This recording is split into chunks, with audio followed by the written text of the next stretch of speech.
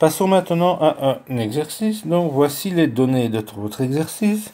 Je vous propose de travailler dans un tableur. Ainsi, vous pourrez avoir des calculs avec beaucoup plus de précision, mais aussi réutiliser ce tableur par la suite pour le laboratoire. Le mieux serait de travailler dans Google Sheet.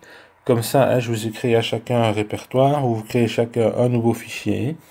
Et ainsi, je vais pouvoir corriger en parallèle avec vous pendant la séance de cours. Alors, le tableau ici reprend, on a deux stations.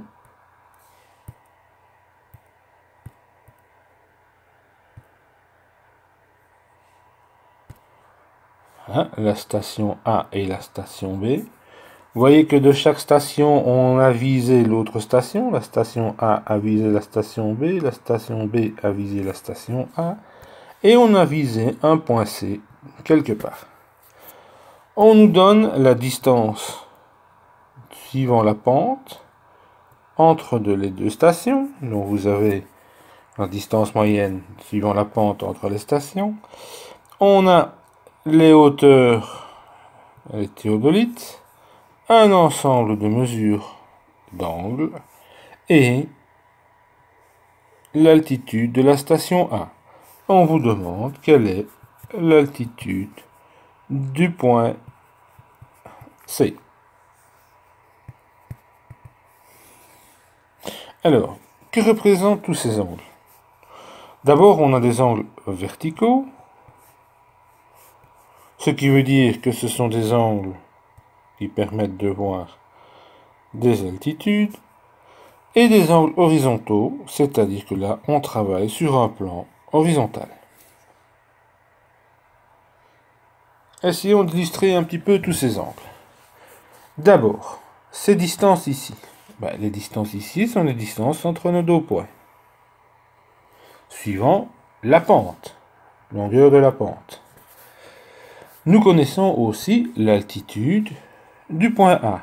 L'altitude du point A, qui est ici par rapport à une référence quelque part. La hauteur des deux théodolites, le 1 et le 2, ou le A et le B. D'accord. Et puis, on a mesuré toute une série d'angles. Les angles horizontaux. Donc, n'oubliez pas également notre point qui est ici, qui se trouve sur une verticale, ici le long. Alors, les angles horizontaux. Prenons les deux angles ici. D'accord? Qu'avons-nous fait? Nous sommes en station A, et nous avons fait une visée sur C, de A vers C.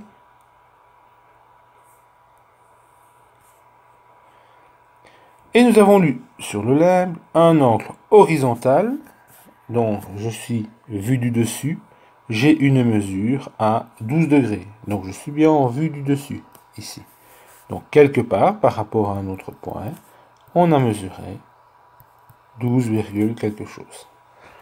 Ensuite, on a visé le point B, et on a mesuré sur le plateau horizontal un angle de 80 et quelques... Bon, pardon, pas des degrés. Par différence, vous pouvez ainsi connaître l'angle qui se trouve ici. N'oubliez pas, nous sommes sur deux visées, deux verticales, et donc cet angle de 80 moins 12, eh bien, quand je regarde vu du dessus, l'angle de A vers C et vers B, cet angle-là. Nous pourrons aller ensuite en station B, mesurer cet angle-là. Nous sommes en vue dessus. Vue dessus. Ça, ce sont les deux angles. Même chose, lorsqu'on s'est mis en B, on a fait avec ces angles-là.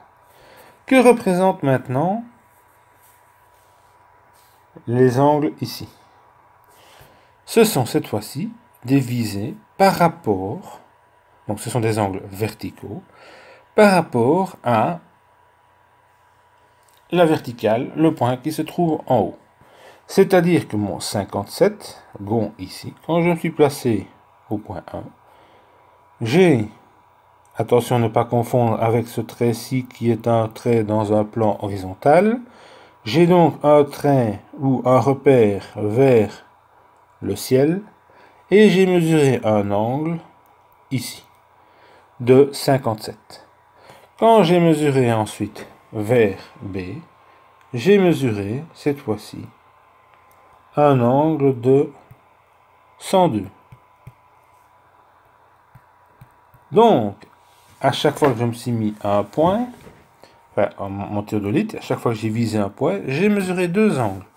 J'ai visé, je me suis mis au théodolite, je vise le point C, je mesure un premier angle qui est sur le limbe, un angle horizontal, donc dans mon plan horizontal, qui me situe le point dans mon plan horizontal, mais qui ne me donne aucune information sur la hauteur du point C, et un angle de 57 gonds qui me donne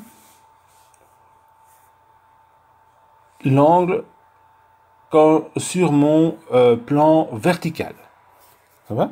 Donc celui-ci va me donner l'angle pour déterminer la hauteur.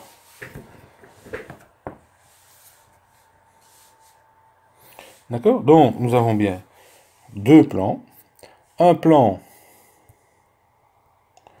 vu du dessus, avec mon point A, B et C. Et un plan vertical dans lequel on a par exemple le point A et le point C.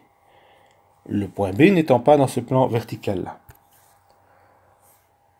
Dans mon plan horizontal, ce sont mes angles horizontaux. J'ai donc un repère à 0. J'ai mesuré 12 gonds. Et ici, 81 gonds. Je suis donc bien dans mon plan horizontal.